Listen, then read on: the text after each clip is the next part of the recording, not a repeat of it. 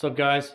Me and my buddy Alan are gonna mess around with some dirt bikes today. This guy, which is an 03 XR400R that I've done a bunch of work to, but we're gonna have to drain the oil because the carburetor decided to screw up and puke a bunch of fuel into the crankcase, so it won't start. And then I gotta look at the clutch because it's slipping.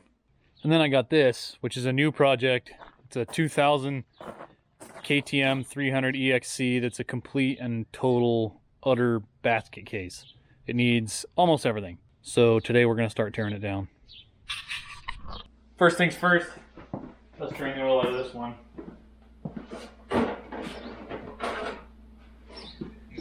I got this special little funnel I made. I don't know if you can see that, out of an old oil bottle, just so I don't make a mess inside the skid plate.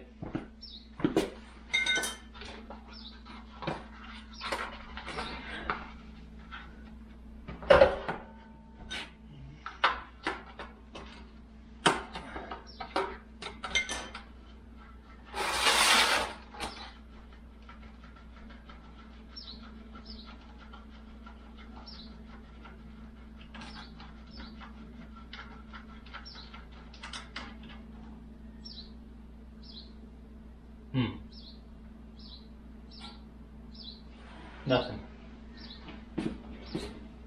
It's disconcerting.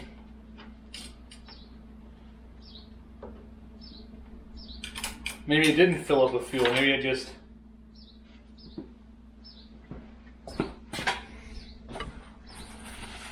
Maybe it just drained this tank into the crankcase.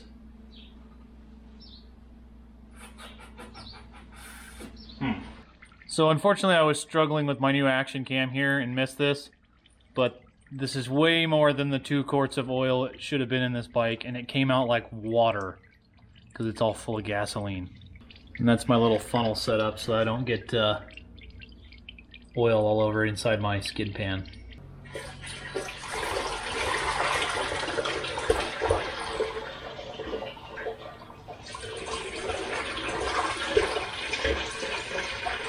That is definitely way thinner than it should be.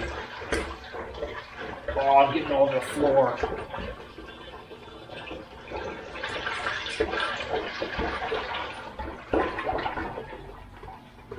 So this bike's got a Magura hydraulic clutch that I put on it when I did the electric start conversion. And ever since I got back from Colorado with it, it has been slipping.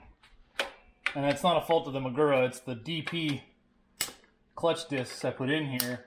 And I don't know if I smoked it in Colorado because we did some really nasty single track, and because of the way I had this geared, I had to ride the clutch way more than I probably should have.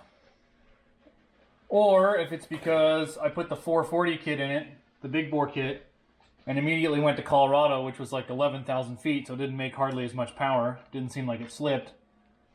And then now that it's down here at low altitude, it makes more power because the denser air and is slipping. But I'm going to take this out and inspect the clutch plates and see what's going on. I have the stock clutch plates, I can put them back in.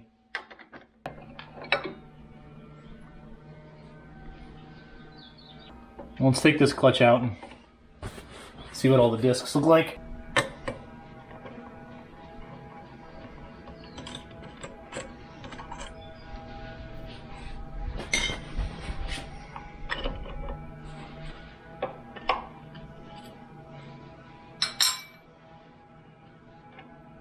Bearing still feels good.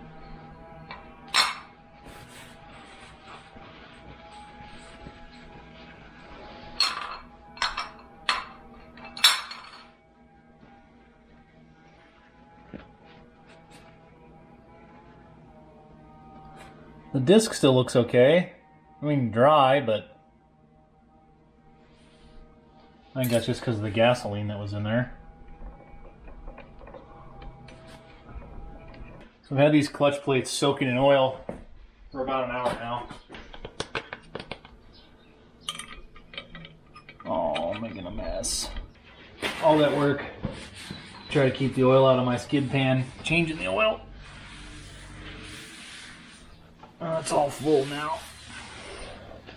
I'm doing the clutch.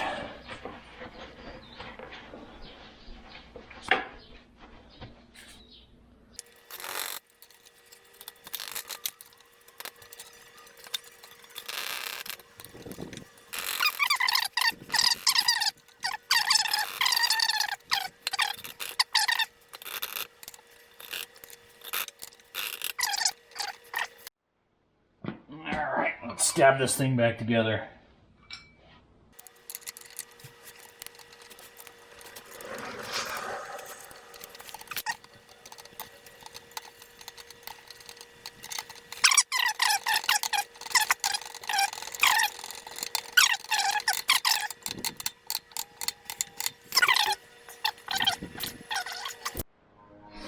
I definitely don't have another one. Here's what's going on. It's all swollen from being soaked in gasoline. So it doesn't really go back in here. So I got some of this Maxima all-weather dirt bike grease. I'm gonna see if I can smoosh it around and stick it in there with it.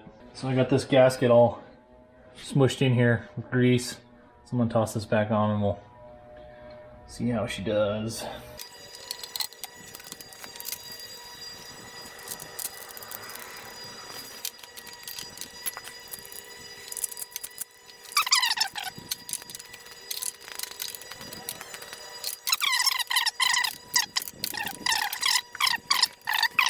All right, last step is put an oil filter in this and fill it full of oil.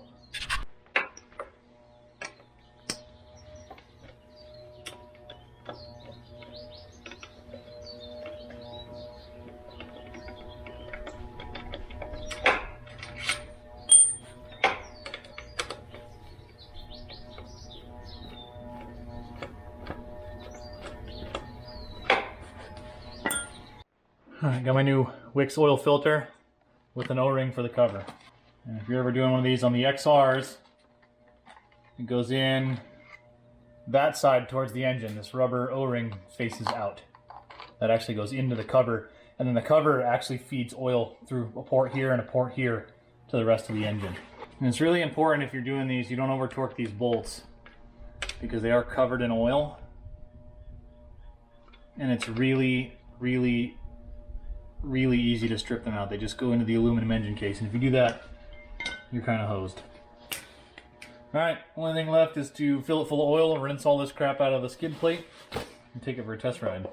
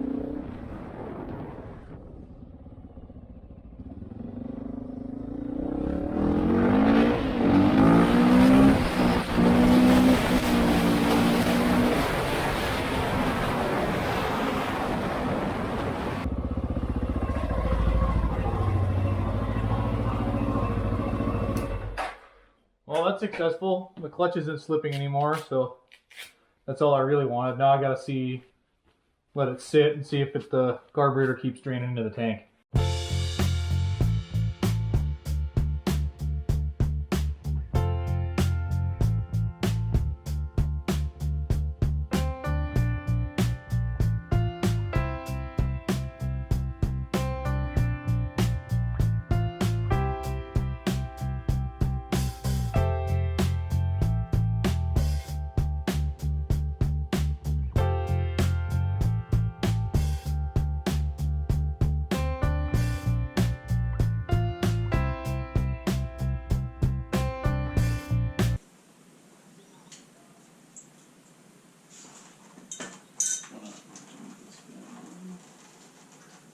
No! Oh, maybe not. That'll get you. We'll just leave that off the video. Get the old wet lap.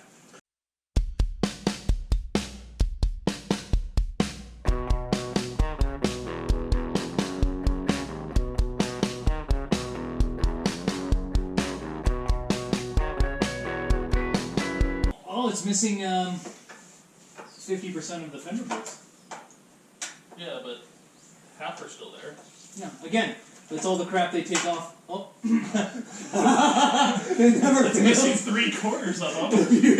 If you have a bucket of oil or coolant somewhere and you drop a bolt, it doesn't matter how far away it is, it will end up in the bucket of coolant or oil. It's ridiculous. Every fucking time. It's got a brand new Magura master cylinder on it. Oh, that's nice of them. Probably when they looped it out and it skidded down the road at 70 miles an hour. I was noticing that wasn't scratched. Yeah.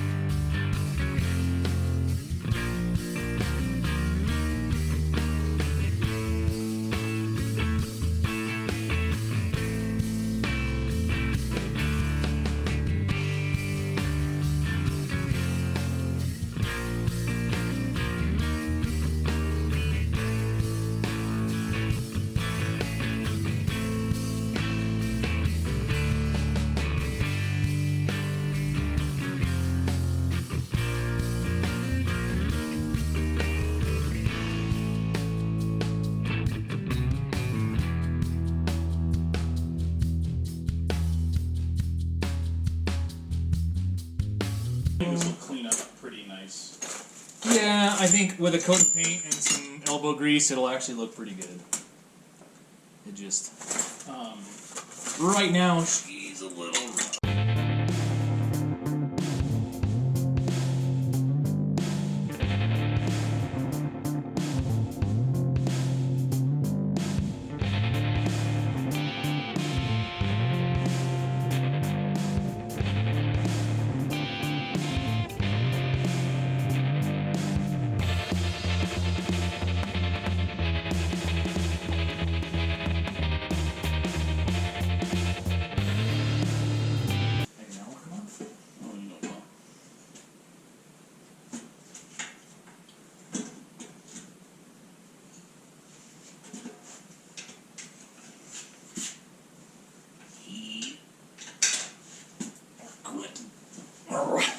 How long did that take us to tear the whole bike down? Like Not very long. an hour and a half? I don't even know if it was a full hour and a half. So I talked to my buddy Craig on this thing. He's like the two-stroke guru, the local guy. And he said for sure tear the top end off and look at it because It's easier to put a $100 piston kit in it before it gets far enough that you have to re-nickel the cylinder, so we're gonna do that. Let's get the battery impact and rip this thing off. Well, chrome sockets on an impact. It's gonna trigger some of you.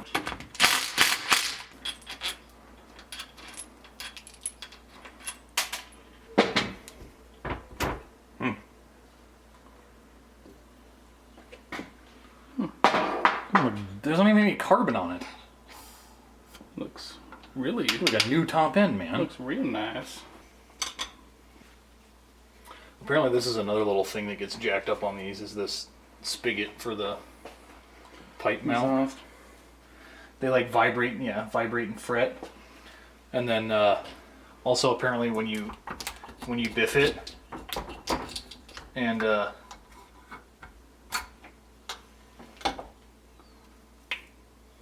man.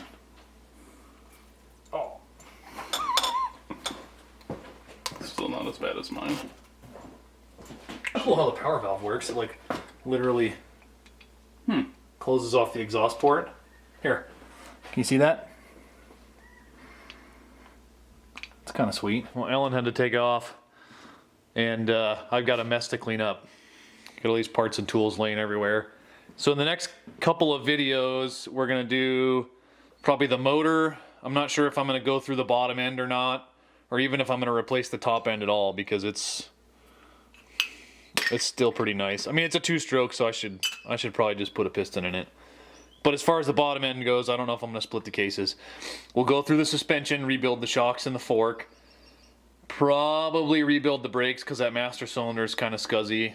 Definitely rebuild the carburetor and rejet it because this thing runs super rich.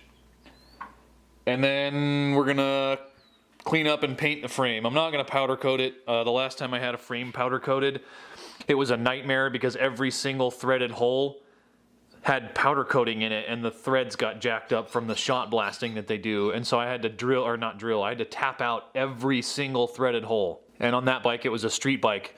So back here, it's got these big swing arm adjusters, and just the tap to clean the threads up was like 80 bucks. So I'm not doing that again. I'll just scuff this thing up and paint it.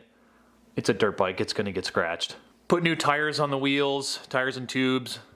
Probably true the wheels, because I don't know how bad they are, how beat up they are. And we'll go from there, just general cleanup, elbow grease. So we're gonna see if we can't make this thing look better for not a whole ton of money. We'll be looking for those in the future, and I'll catch you guys later.